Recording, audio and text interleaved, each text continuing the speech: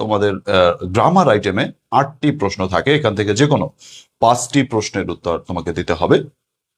এই 5টি প্রশ্নের উত্তরের মধ্যে কোন 5টিকে তুমি দিবে, কোন 3টিকে বাদ দিতে পারো, এই ব্যাপারে তোমরা অনেকেই আমাকে প্রশ্ন করে থাকো। সেই প্রশ্নের উত্তর আজকে দিচ্ছি, সবাই একটু মনোযোগ সহকারে ক্লাসটি দেখো। ডিগ্রি তৃতীয় বর্ষে তোমাদের 3টি পার্টে পরীক্ষা হয়ে থাকে। প্যাসেজ পার্টে হচ্ছে 10 মার্ক, গ্রামার পার্টে 20 মার্ক এবং রাইটিং পার্টে 50 মার্ক। এই 3টি আইটেমের মধ্যে তোমাদের গ্রামার আইটেমে 8টি প্রশ্ন থাকে, এখান থেকে যে কোনো 5টি প্রশ্নের উত্তর তোমাকে দিতে হবে। এই 5টি প্রশ্নের উত্তরের মধ্যে কোন 5টিকে তুমি দিবে, কোন 3টিকে বাদ দিতে পারো, এই ব্যাপারে তোমরা অনেকেই আমাকে প্রশ্ন করে থাকো। সেই প্রশ্নের উত্তর আজকে দিচ্ছি, সবাই একটু মনোযোগ সহকারে ক্লাসটি দেখো। সুপ্রিয় শিক্ষার্থীরা, আমাদের গ্রামাটিক্যাল আইটেম হচ্ছে টোটাল 8টি আইটেম আসে। তোমরা জানো কোন কোন আইটেম গুলো আসে, সেটা একটু যদি তোমাদেরকে আমি বলি। তোমাদের প্রথমত আমাদের যে গ্রামাটিক্যাল আইটেম 8টি আইটেম রয়েছে সেগুলো একটু বলি। প্রথমত আমাদের আছে 1 নম্বরে আছে তোমার ডব্লিউএইচ কোশ্চেন।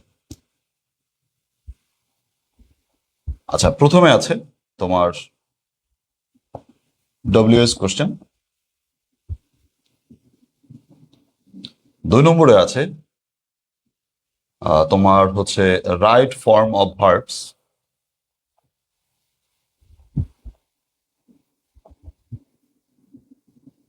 তারপরে ধরো আছে পাংচুয়েশন অ্যান্ড ক্যাপিটালাইজেশন।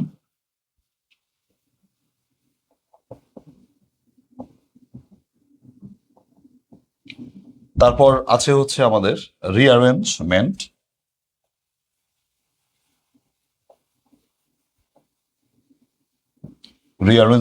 তারপরে হচ্ছে পঞ্চমত আমাদের রয়েছে হচ্ছে তোমার ফিলিং ইন দ্য গ্যাপস।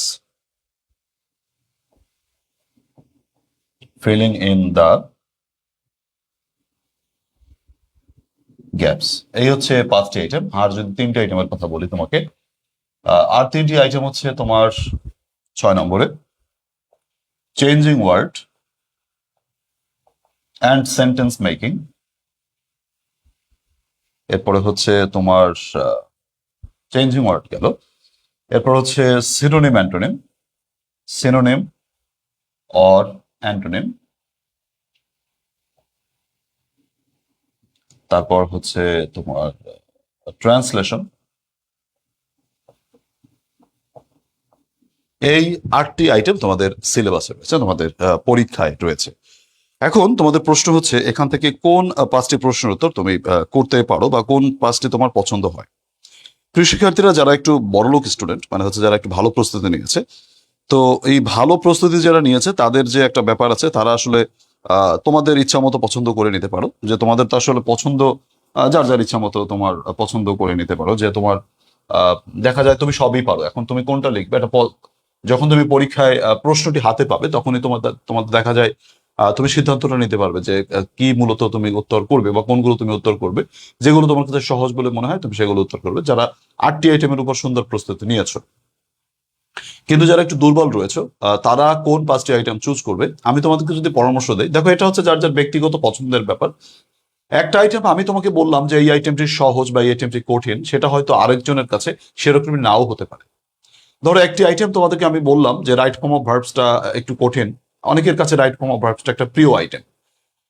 তো এটা আসলে আপেক্ষিক ব্যাপার যে একজনের কোনটা পছন্দ আরেকজনের কোনটা পছন্দ এটা আমরা জানি না। তবে যারা একটু দুর্বল ছাত্রছাত্রী আছো, যারা মুখস্থ নির্ভর লেখাপড়া করতে চাও, মানে গ্রামারে খুবই দুর্বল রয়েছে, লাস্ট মোমেন্টে কোন 5টিতে তুমি ভালো প্রস্তুতি নিতে পারো, কোন 5টিতে নিলে তোমার ভালো হবে, সে ব্যাপারে আমি যদি একটু বলি। প্রথমত দেখো, সবার জাতীয় আইটেমটির নাম হলো ডব্লিউএইচ কোশ্চেন। ফ্রেমিং ডব্লিউএইচ কোশ্চেনটা এই 8টি আইটেমের ভিতরে সব থেকে সহজ এবং নিরাপদ। এখানে 4-এ 4 পাওয়াটা সব থেকে সহজ এবং যে কোনো ছাত্রছাত্রী ইচ্ছা করলে এখানে 4-এ 4 পেতে পারে খুবই সহজে। কাজেই তোমরা ফ্রেমিং ডব্লিউএইচ কোশ্চেনটাকে অবশ্যই তোমাদের লিস্টে রাখবা, তোমাদের কার্টে রাখবা, মানে এটা মানে তোমার আইটেমের মধ্যে রাখবে, ডব্লিউএইচ কোশ্চেনের উত্তরটা করবে। দ্বিতীয়ত হচ্ছে তোমার সবাই পাংচুয়েশন অ্যান্ড ক্যাপিটালাইজেশনের উত্তরটা করবে। যারা বিশেষ করে দুর্বল রয়েছে তারা পাংচুয়েশন অ্যান্ড ক্যাপিটালাইজেশনের উত্তরটা করবে। এর আচ্ছা, পাংচুয়েশন অ্যান্ড ক্যাপিটালাইজেশনের তোমার হচ্ছে উত্তরটা করবে এই কারণে, পাংচুয়েশন অ্যান্ড ক্যাপিটালাইজেশনের বিষয়টা হচ্ছে এখানে তোমার তো এখানে মানে ভুল গেলেও কিছু নম্বর পাওয়া যায়। যারা বিশেষভাবে দুর্বল রয়েছে পাংচুয়েশন আর ক্যাপিটালাইজেশনে টুকিটাকি ভুল গেলেও মোটামুটি নম্বর পাওয়া যায়। তো যারা বেশি দুর্বল রয়েছে পাংচুয়েশন ক্যাপিটালাইজেশন তোমাদের লিস্টে রাখতে পারো। এরপর 5 নম্বর আইটেমটি অর্থাৎ ফিলিং ইন দ্য গ্যাপস, এটা রাখতে পারো। এটা কেন রাখবা? দেখো, filling in the gap just একটা শব্দ বসালেই তোমার উত্তরটা হয়ে যায়। তো এটা তো আহ, মানে খুবই সহজ একটা বিষয়। তো এটা তুমি তোমার লিস্টে রাখতে পারো। এটা লিখতে কম সময় প্রয়োজন হবে। গেল। এরপরে তুমি, এখন তোমার প্রশ্ন হচ্ছে স্যার এর পরের দুইটা আইটেম কি কি হতে পারে?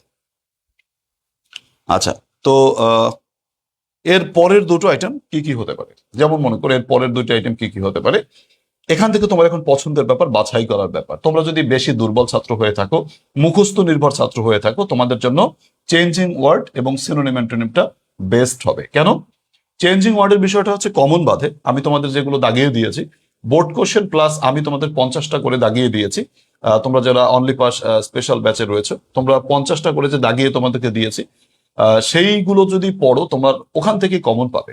বোর্ড কোশ্চেন প্লাস 50টা যে সাজেশন দিয়েছি তোমাদের সেগুলো পড়লেই মোটামুটি কমন পাবে। তো এটা একটা মুখস্থ ব্যাপার। তার জন্য সিনোনিম অ্যান্টোনিম এবং তুমি চেঞ্জিং ওয়ার্ড এগুলো পছন্দ করতে পারো যদি তুমি গ্রামার খুব কম বুঝে থাকো। এটা একটা কথা। তবে যারা হচ্ছে একটু ভালো স্টুডেন্ট তাদেরকে আমি বলবো তোমরা তোমরা হচ্ছে এই যে চেঞ্জিং ওয়ার্ড এবং সিনোনিম অ্যান্টোনিম এই আইটেমগুলো অ্যান্সার না করলে ভালো হয়, যারা ভালো স্টুডেন্ট রয়েছে। এর কারণ কি দেখো, তোমার চেঞ্জিং ওয়ার্ড এবং সিনোনিম অ্যান্টোনিমের উত্তর করতে তোমার অনেক সময় প্রয়োজন হবে, কারণ এখানে ওয়ার্ডটাকে চেঞ্জ করতে হবে, তারপর আবার বাক্য রচনা করতে হবে, একটা বক্স করার ব্যাপার আছে, এখানে অনেকগুলো সময় চলে যাবে। তার চেয়ে ভালো বরং কি তোমার এই যে রাইট ফর্ম অফ ভার্ব যদি দেখো, যারা রাইট ফর্ম অফ ভার্বসে যা শুধু উত্তরটা লিখলে হয়ে যায়, শুধু উত্তরটা লিখলে যেহেতু হয়ে যায় সেক্ষেত্রে তোমার বেশি হয়তো সমস্যা হওয়ার কথা না। তো সেক্ষেত্রে এখানে তোমার 1 বা 2 মিনিট সময় লাগবে, বা সর্বোচ্চ 3 থেকে 4 মিনিট, 3 মিনিট সময় লাগবে। তার জন্য রাইট ফর্ম অফ ভার্বসটা যারা একটু ভালো স্টুডেন্ট আছে রাইট ফর্ম অফ ভার্বসটা তোমরা লিখতে পারো। এরপরে রিঅ্যারেঞ্জমেন্ট তুমি চুজ করতে পারো, কারণ হচ্ছে দেখো এই যে আইটেমগুলো রয়েছে, সিনোনিম চেঞ্জিং ওয়ার্ড লিখতে তোমার অনেক সময়, সরি, চেঞ্জিং ওয়ার্ড লিখতে তোমার অনেক সময় প্রয়োজন হবে, সিনোনিম অ্যান্টোনিম লিখতে তোমার অনেক সময় প্রয়োজন হবে। ট্রান্সলেশন তো আমি বরাবরই তোমাদেরকে নিরুৎসাহিত করি না লেখার জন্য, কারণ এটা হচ্ছে তোমাদের ট্রান্সলেশন অনেক সময় তোমরা নির্ভুলভাবে করতে পারো না, এর জন্য ট্রান্সলেশন লিখতে আমি নিরুৎসাহিত করি। তো যারা ভালো স্টুডেন্ট আছো তাদের জন্য বলবো তোমরা প্রথম 5টি চুজ করবা। আর যারা উইক স্টুডেন্ট রয়েছে, যারা প্রস্তুতি নিতে চাচ্ছ যে স্যার কোন 5টির উপর পড়বো, আমি কোন 5টির উপর প্রস্তুতি নেবো আমাকে সেইটা বলে, তাহলে আমি বলবো তোমরা ডব্লিউএস কোশ্চেনটাকে তোমাদের পছন্দে রাখতে পারো, পাংচুয়েশন এন্ড ক্যাপিটালাইজেশনকে তোমাদের পছন্দে রাখতে পারো। এরপর ফিলিং ইন দ্য গ্যাপস তোমাদের পছন্দে রাখতে পারো, কারণ filling in the gaps common বাঁধে। আর কমন না বাঁধলেও এমন এমন বাক্য দেয় যেগুলো হচ্ছে খুবই সহজ, তুমি একটু চেষ্টা করলে দেখবে পারবে। তো এর জন্য ফিলিং ইন দ্য গ্যাপস এর উপর প্রস্তুতিটা সহজভাবে নেওয়া যায়। আর 6 নম্বর আইটেমটি অর্থাৎ চেঞ্জিং ওয়ার্ডটা তোমাদের মুখস্থ নির্ভর আইটেম, আর সিনোনিম অ্যান্টোনিম তোমাদের মুখস্থ নির্ভর আইটেম। কাজে এখানে এই শেষ মুহূর্তে প্যারা কম, মুখস্থ করতে হয় যেহেতু শুধু, কেননা শেষ মুহূর্তে গ্রামার বুঝতে গেলে অনেক সময়ের প্রয়োজন হয়, অনেক সময় ইনভেস্টমেন্টের প্রয়োজন হয়। তো সেইটা তোমাদের কাছে যাদের নেই তাদেরকে বলবো তোমরা দুটি গ্রামাটিক্যাল আইটেম একটু বোঝার আইটেম, সেটা হচ্ছে ডব্লিউএস কোশ্চেনটা একটু বোঝার আইটেম। আর দেখতে পাচ্ছি যে পাংচুয়েশন এন্ড ক্যাপিটালাইজেশন একটু বোঝার আইটেম। আর বাকি 3টে আইটেম একেবারে থ্রু মুখস্থ, যেমন ফিলিং ইন দ্য গ্যাপস মুখস্থ আইটেম, তারপরে চেঞ্জিং ওয়ার্ড মুখস্থ আইটেম, সিনোনিম অ্যান্টোনিম মুখস্থ আইটেম। 3টে যেহেতু মুখস্থ আইটেম, এখানে তোমাদেরকে লাস্ট মোমেন্টে যারা প্রস্তুতি নিচ্ছ তাদের এই 3টে আইটেম পড়তে বেশি সময় লাগবে না। এগুলো জাস্ট মুখস্থ, এগুলো রুলস কিচ্ছু পড়া লাগে না, রুলস নাই এগুলোর, এগুলো জাস্ট মুখস্থ করে নিতে হয়। তো এই 3টা আমি তোমাদের যদি শেষ মুহূর্তে শুধু মুখস্থ করতে বলি তাহলে তোমার কোনো প্রবলেম নাই, যারা গ্রামার কম বোঝো। আর দুটো আইটেমকে একটু বুঝে নিতে হচ্ছে, সেটা হচ্ছে ডব্লিউএস কোশ্চেনটা বুঝিয়ে নেবা আর পাংচুয়েশনটা একটু সিস্টেম বা নিয়ম বুঝে নেবা। এই দুইটার রুল আছে, এগুলোর রুল নাই, এগুলো জাস্ট মুখস্থ করে নিতে হয়, লিখতে হয়। তো যারা দুর্বল রয়েছে তাদের জন্য 5টা আইটেম আমি বলবো, এই 5টা আইটেম তোমরা চুজ করতে পারো: WS question, punctuation and capitalisation, filling in the gaps, changing word, synonym antonym. যারা ভালো স্টুডেন্ট রয়েছে পরীক্ষার খাতায় কোন 5টি উত্তর করবা, যাদের সবগুলোর উপর প্রস্তুতি আছে তাদেরকে বলবো তোমরা ডব্লিউএস কোশ্চেনটার উত্তর করবা, রাইট ফর্ম অফ ভার্বস এর উত্তর করবা, পাংচুয়েশন মার্কস এর উত্তর করবা, রিঅ্যারেঞ্জ এর উত্তর করবা, ফিলিং ইন দ্য গ্যাপস এর উত্তর করবা। লাস্টের 3টা অর্থাৎ চেঞ্জিং ওয়ার্ড, সিনোনিম অ্যান্টোনিম এবং ট্রান্সলেশন বাদ দিবা।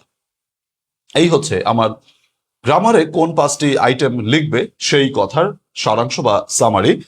তোমরা আশা করি বুঝতে পেরেছো। আমি যে আলোচনাগুলো করেছি এটাই আলটিমেট আলোচনা তেমনটি নয়, যার যার পছন্দের একটা ব্যাপার আছে, সেটা তোমরা পছন্দ করতে পারো।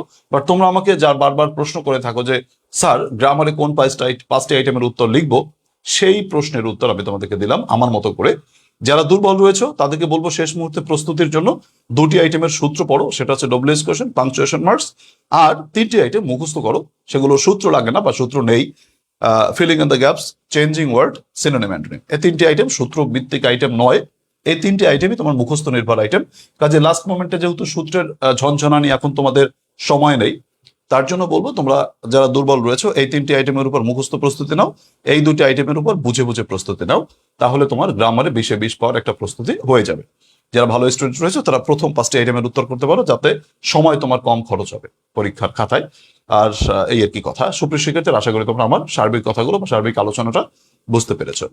সুপ্রিয় শিক্ষার্থীরা, আশা করি আজকের ক্লাসটি তোমরা বুঝতে পেরেছো। তোমাদের কাছে বরাবর একই কথা, যারা খুবই দুর্বল রয়েছে, লাস্ট মোমেন্টে চিন্তা করছে যে কি করব কি করব না, স্যার তো বারবার বলতেছে ব্যাচে ভর্তি হয়ে যাওয়ার কথা, হব কিনা, যারা শুধু পাশ করতে চাও, দেখো অনেক দিন হলো, দেখা যায় তোমরা পড়াশোনা করতে পারোনি, অনেকের জব ছিল, জবে ব্যস্ততা ছিল, অনেকের সংসারের ব্যস্ততা ছিল, এই মতো অবস্থায় পড়াশোনা করতে পারোনি, অথবা লাস্ট মোমেন্টে দেখা যায় তুমি পড়ছো বাট এলোমেলো হয়ে যাচ্ছে, বা কখন কোনটা কি পড়বো এটাও তুমি বুঝতে পারছো না। এই অনলি পাস স্পেশাল ব্যাচে থাকলে কি হবে, তোমাকে মানে আমি ব্যস্ত রেখে তোমাকে কখন কি পড়তে হবে সেটাও কিন্তু হয়ে যাচ্ছে, মানে জাস্ট কোর্সটা কমপ্লিট হয়ে যাচ্ছে খুব ব্যস্ততার সাথে।